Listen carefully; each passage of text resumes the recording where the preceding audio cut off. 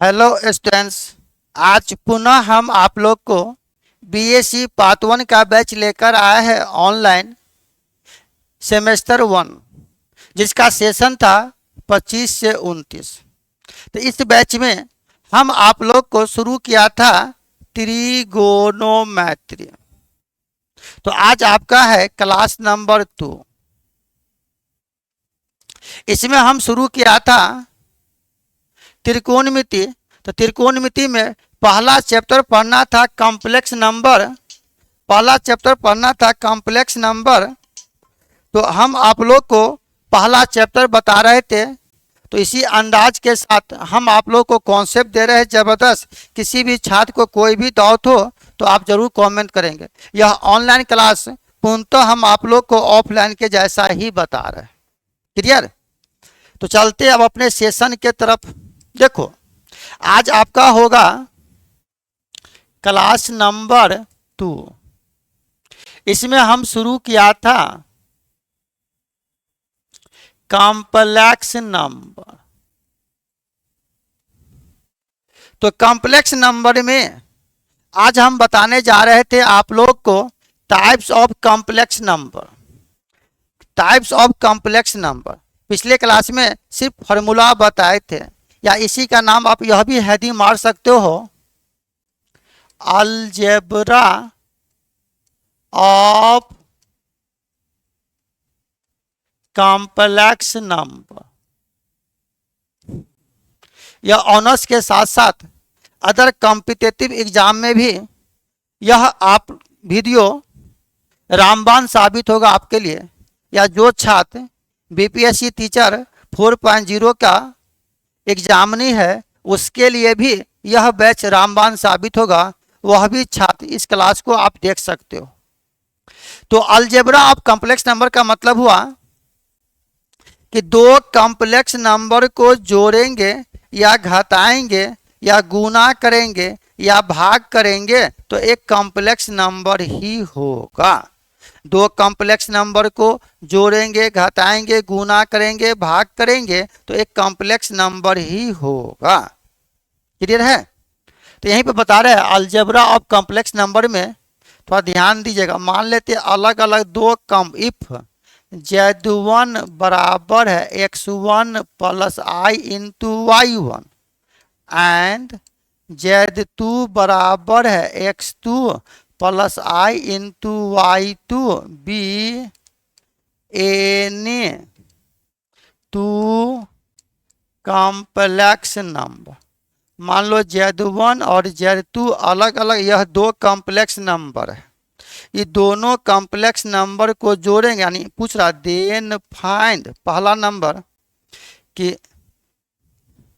Number यहाँ पूछ रहा कि Z1 plus Z2, Z1 minus Z2, Z1 into Z2 और Z1 बटा Z2। इसका मतलब हुआ कि दो कॉम्प्लेक्स नंबर को जोड़ो, घटाओ, गुना करो या भाग करो, एक कॉम्प्लेक्स नंबर ही होगा। तो हम आप लोग को पहले कॉन्सेप्ट बता रहे हैं। देखो, मान लो यहाँ क्या करा कि यह अलग अलग दो कॉम्प्लेक्स नंबर है Z1 और Z2। यह दो अलग अलग कॉम्प्लेक्स नंबर है और अभी आपको याद रखना है कि दो कॉम्प्लेक्स नंबर को जोड़ेंगे, घटाएंगे, गुना करेंगे, भाग करेंगे, एक कॉम्प्लेक्स नंबर ही होगा। तो मान ले बुआ यहाँ से लिया पहला नंबर कि Z1 प्लस Z2।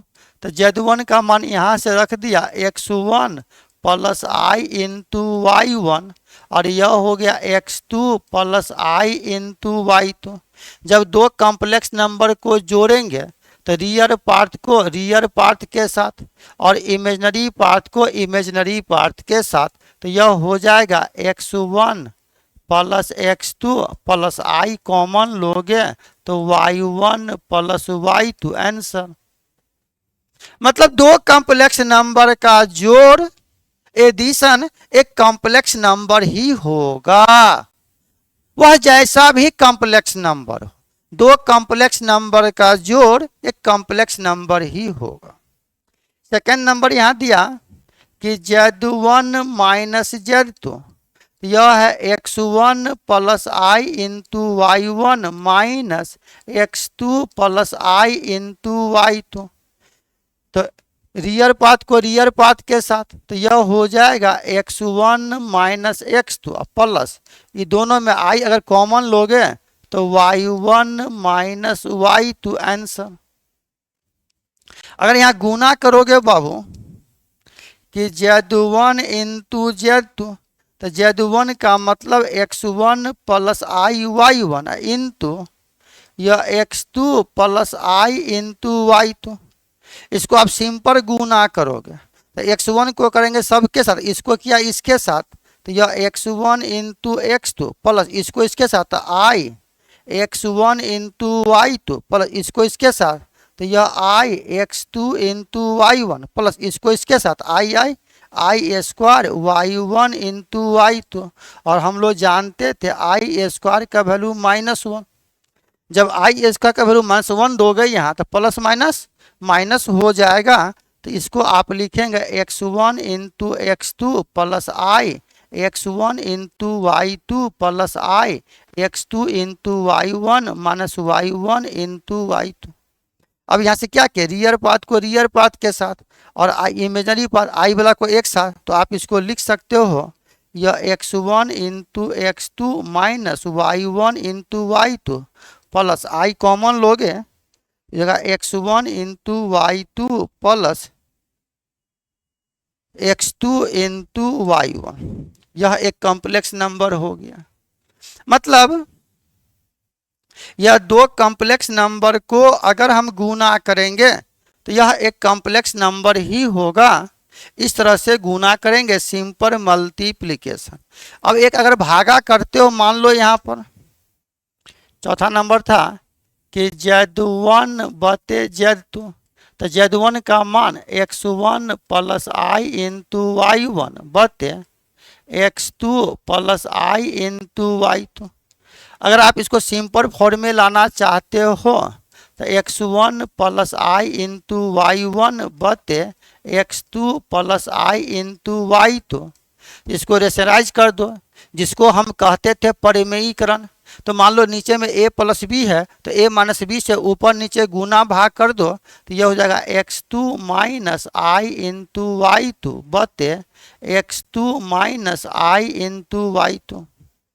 जब हम इसको सिंपल गुना किया बताओ तो a इसको किया सब के साथ, यह हो जाएगा x1 into x2 plus minus minus i x1 into Y2 plus इसको इसके साथ, तो i x2 into Y1 minus plus minus minus i तो यह जगह आई स्क्वायर Y1 इंटू Y2।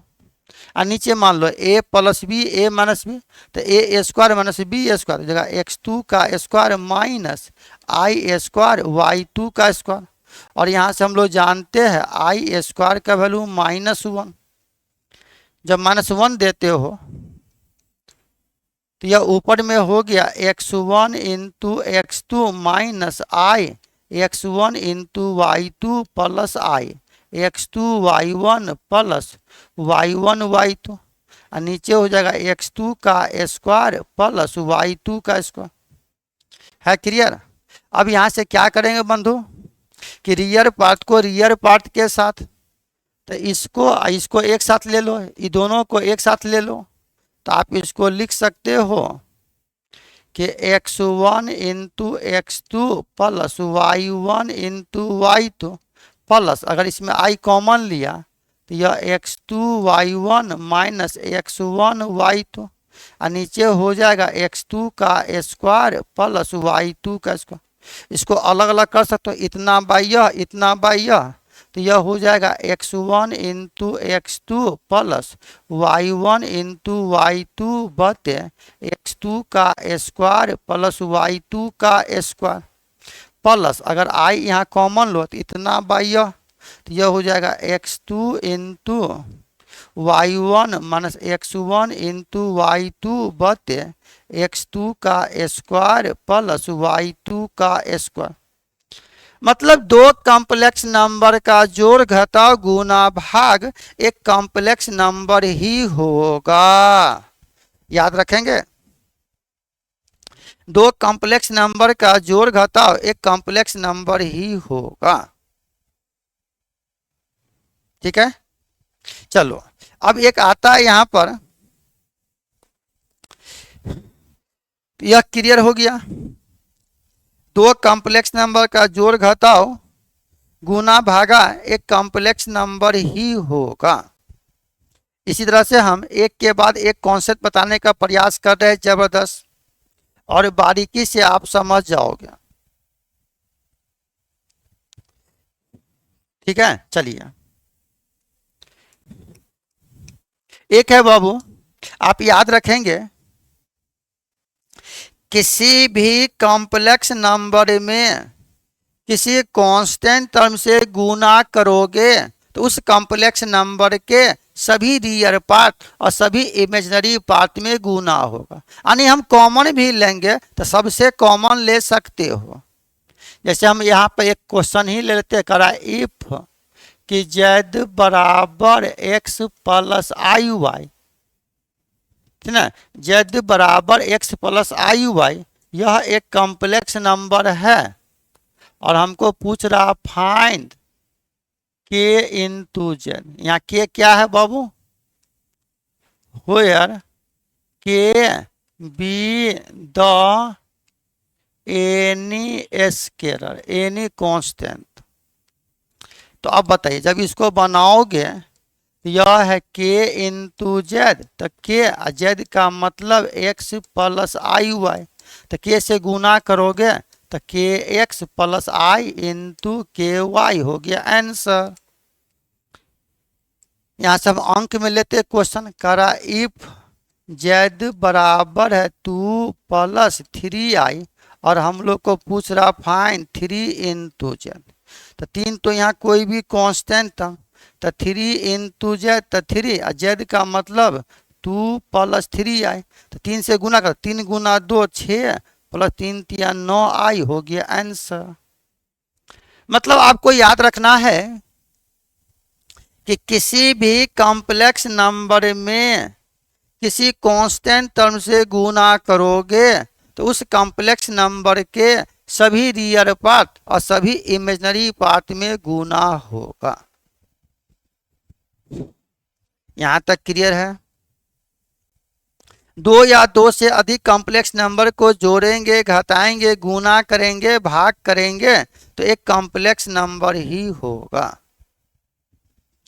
अब यहां पर कह रहा है, हम जानते थे बाबू कि सभी रियल नंबर एक कॉम्प्लेक्स नंबर हो सकता है, तो नोट में लिखेगा यहां पर all real numbers are complex number but all real number are the complex number, are the complex number, are the complex number, but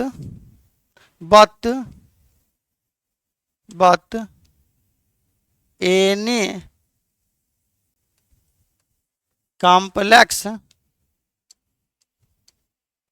number is not a real number। इससे निष्कर्ष निकला कि सभी रियल नंबर एक complex number हो सकता, लेकिन सभी कॉम्प्लेक्स नंबर एक रियल नंबर नहीं हो सकता। कहने का मतलब हुआ, जैसे मान लो यहाँ 2 है तो 2 को आप लिख सकते 2 प्लस आई इंटू 0, और यहीं पर अगर 2i है तो 2i को आप 2 या -2 कभी नहीं लिख सकते हो। क्लियर?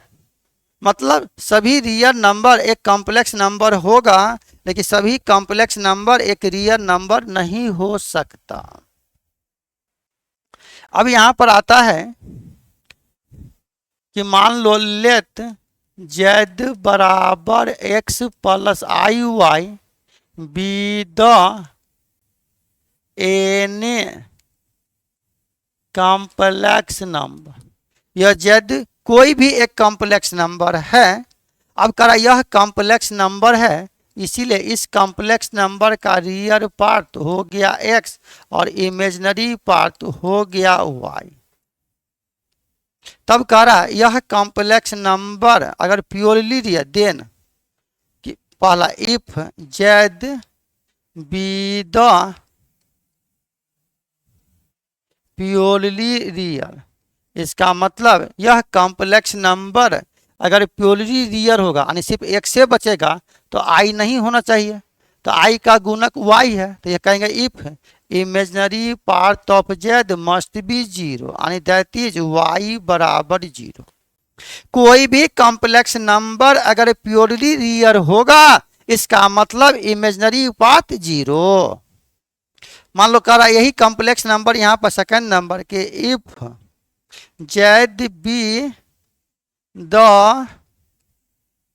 प्योरली इमेजिनरी, यह कॉम्प्लेक्स नंबर प्योरली इमेजिनरी होगा, इसका मतलब if real part of Z must be zero, तो रियल पार्ट का मतलब इस कॉम्प्लेक्स नंबर का रियल पार्ट हो गया एक्स मस्ट बी जीरो। ध्यान रखिएगा, कोई भी कॉम्प्लेक्स नंबर अगर प्योरली रियल है तो imaginary part must be zero, purely imaginary होगा तो real part must be zero. इससे निष्कर्ष निकला जीरो ही एक ऐसा कॉम्प्लेक्स नंबर है जो प्योरली रियल भी हो सकता, प्योरली इमेजिनरी भी हो सकता। जैसे मान लिया यहाँ से कि लेट जेड बराबर जीरो, तो इसी को आप लिख सकते हो जेड बराबर zero plus i into zero, तो इस कॉम्प्लेक्स नंबर का रियल पार्ट भी जीरो और इमेजिनरी पार्ट भी जीरो। इससे मालूम चल गया कि जीरो ही एक ऐसा कॉम्प्लेक्स नंबर है जो प्योरली रियल भी हो सकता, प्योरली इमेजिनरी भी हो सकता है। क्लियर? जीरो ही एक ऐसा कॉम्प्लेक्स नंबर है जो प्योरली रियल भी हो सकता, प्योरली इमेजिनरी भी हो सकता। अब यहां से टाइप्स ऑफ मैट्रिक्स में ही आता था एडिटिव मैट्रिक्स और एक आता था मल्टीप्लिकेटिव मैट्रिक्स। तो कहने का मतलब कोई भी कॉम्प्लेक्स नंबर है, बता देते हैं यहां से, एक आता है एडिटिव कॉम्प्लेक्स नंबर और एक आता है मल्टीप्लिकेटिव इनवर्स। लिखना एडिटिव इनवर्स 11 में ही पढ़ा था। एक आता है मल्टीप्लिकेटिव इनवर्स। तो एडिटिव का मतलब रिजल्ट होना चाहिए जीरो, मल्टीप्लिकेटिव का मतलब रिजल्ट होना चाहिए 1। तो यहां से मान लेते if z be the any complex number, तो जो भी कॉम्प्लेक्स नंबर दिया उसे माइनस से गुना करो, minus z be the additive inverse of z. अब मल्टीप्लिकेटिव में कहेंगे if z be the any complex number, तब यहां से कहेंगे then 1/z be the multiplicative inverse of z. मतलब कोई भी कॉम्प्लेक्स नंबर का अगर मल्टीप्लिकेटिव पूछेगा ना तो उसको पलट देना 1/z, एडिटिव पूछेगा ना तो खाली माइनस से गुना कर देना। है क्लियर? तो इस तरह से कोई भी कॉम्प्लेक्स नंबर का आप जोड़ घटा गुना भाग इस तरह से बना सकते हो, मल्टीप्लिकेटिव बना सकते हो, इस सब का यूज पड़ता है, इसलिए हम यहाँ बताने का प्रयास कर रहे हैं। तो इसमें बहुत सा कॉन्सेप्ट है और उस कॉन्सेप्ट को हम थोड़ा बारीकी से यहाँ बताने का प्रयास करेंगे और थोड़ा हम हाई लेवल तक थोड़ा बताने का प्रयास कर रहे हैं। क्वेश्चन थोड़ा बारीकी से ध्यान दोगे तो अच्छी तरह आप समझ सकते हो। ठीक है, मैंने कहा किसी भी कॉम्प्लेक्स नंबर को आप ऑर्डर पेयर में लिख सकते हो। जैसे मान लो कि यह एक प्लेन है, इस प्लेन को अगर हम 4 भाग में डिवाइड किया तो सोचिएगा, तो यह ओरिजिन है, यह एक्स है, यह एक्स डैश है, यह वाई है और यह वाई डैश है। 90-90 का कोण। मान ले यह first quadrant, second quadrant, third quadrant और फोर्थ क्वाड्रेंट। इधर x का मान प्लस y का मान प्लस, यानी फर्स्ट क्वाड्रेंट में होगा तो x कॉमा y। इधर x का मान माइनस y का मान प्लस, तो सेकेंड क्वाड्रेंट में माइनस x और y। थर्ड क्वाड्रेंट में तो x का मान माइनस y का मान माइनस, यानी थर्ड क्वाड्रेंट में माइनस x और माइनस y। अब फोर्थ क्वाड्रेंट में तो यह x और माइनस y। तो किसी भी कॉम्प्लेक्स नंबर को आप ऑर्डर पेयर में लिख सकते हो। तो क्या यह x y को आप x प्लस आई वाई नहीं लिख सकते हो?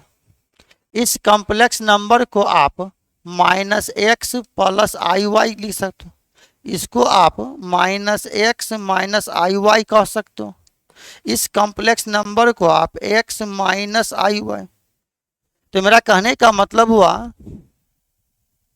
किसी भी कॉम्प्लेक्स नंबर का ऑर्डर पेयर में लिख सकते हो। जब ऑर्डर पेयर लिख लिए तो कॉम्प्लेक्स नंबर देख के मालूम चल जाएगा कि वह कॉम्प्लेक्स नंबर किस क्वाड्रेंट में है, जो आप 11 में ही पढ़े थे। बताओ यहां तक किसी को दिक्कत हो रहा? तो यह कॉम्प्लेक्स नंबर बहुत ही छोटा सा चैप्टर है जो आपको सेमेस्टर 1 में त्रिकोणमिति के साथ दे दिया है। वैसे अलजेब्रा का यह चैप्टर था कॉम्प्लेक्स नंबर, लेकिन इस कॉम्प्लेक्स नंबर का यूज पड़ता है। तो पहले भी हम कई बार पढ़ा चुके हैं त्रिकोणमिति, लेकिन अब सेमेस्टर वाइज पढ़ा रहे हैं आपको पूरे सिलेबस के साथ। तो क्लास अगर अच्छा लगे तो आप इस चैनल को जरूर लाइक और सब्सक्राइब करें, और अगर क्लास ज्वाइन करना है तो आप लेट ना करें, आप जल्दी से जल्दी क्लास ज्वाइन करें। कहीं भी मेरे यहाँ या दुनिया में कहीं भी, लेकिन पढ़ो। बिना पढ़े कोई भी काम सक्सेस नहीं हो सकता। और मैथ पढ़ाने का चीज़ नहीं है, मैथ सिखाने का चीज़ है। और मैथ हम आपको सिखा देंगे। जब आप ऑनर्स कर रहे हो तो ऑनर्स का मतलब ही होता प्रतिष्ठा। आप जिस विषय से भी ऑनर्स करते हो उस विषय पर पकड़ होना चाहिए, और हम आप लोग को बहुत ही बारीकी से बताने का प्रयास करेंगे पूरे कॉन्सेप्ट के साथ। और कॉन्सेप्ट क्लियर रहे तो किसी भी राइटर का बुक हो, कोई भी क्वेश्चन हो, आप आसानी से बना सकते हो। तो हम पूरे डिप्थ में पढ़ाएंगे आप लोग को। यह कॉम्प्लेक्स नंबर शुरू किया था, यह बेसिक क्लास ही बता रहे थे आपको कि क्या क्या यूज होगा। और इसमें और अभी बाकी है टाइप्स ऑफ मैट्रिक्स। तो टाइप्स ऑफ मैट्रिक्स में ही आ जाता है किसी भी कॉम्प्लेक्स नंबर का conjugate, modulus, Argand diagram, argument, जिसको एम्पलीट्यूड कहते हो, यहाँ यूज पड़ेगा। तो फिर अगले क्लास में हम इसका अगला भाग लेकर आएंगे। तो फिर इसी के साथ हम लोग अगले क्लास में मिलते हैं, इसी अंदाज के साथ। जय हिंद, जय भारत।